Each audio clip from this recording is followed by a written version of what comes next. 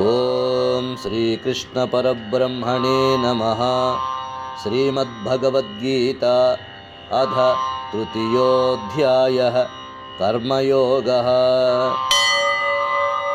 యద్యణాచరతి శ్రేష్ఠస్తత్తదేవేతరో జనః స యత్ప్రమాణం కురుతే లోకస్తదనువర్తతే.